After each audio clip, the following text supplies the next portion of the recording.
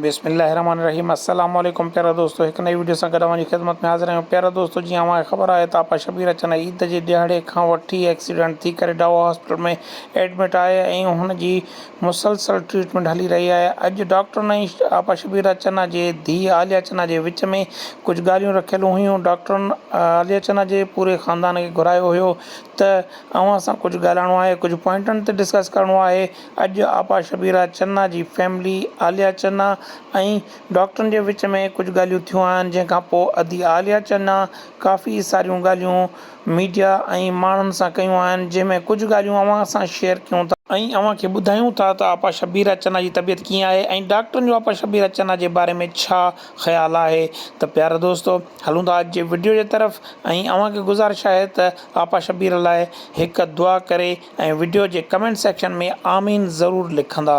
प्यारा दोस्तों, डॉक्टरनि जे चवण मुताबिक़ आपा शबीर चन्ना जी तबियत इंतिहाई नासाज़ आहे, जंहिंजी 8 दफ़ा हेमोडायलिसिस बि थी चुकी आहे ऐं गुर्दा ऐं फेफड़ कमु न करण जे करे आपा शबीर चन्ना हिन महिल वेंटिलेटर ते आहे। आपा शबीर चन्ना खे जेको डॉक्टर अटेंड करे रहियो आहे, उन जो चवणु आहे त दुआउनि में एॾी ताक़त आहे जो उहे कंहिं बि महिल कमु करे सघंदियूं। आपा शबीर चन्ना जी तबियत नासाज़ बिल्कुलु आहे, पर ईअं नथो चई सघिजे त आपा शबीर चन्ना हिमत हारे चुकी आहे। आपा शबीर चन्ना जी तबियत बिल्कुलु नासाज़ आहे, पर आपा शबीर चन्ना खे हिन महिल बि दुआउनि जी ज़रूरत आहे ऐं असां पूरे आपा शबीर जे परिस्तारनि खे अपील था कयूं त हू आपा शबीर चन्ना जे लाइ दुआ कनि। करिश्मो कंहिं महिल बि थी सघे थो, कंहिं महिल बि कंहिं माण्हू जी दुआ क़बूल थी सघे थी।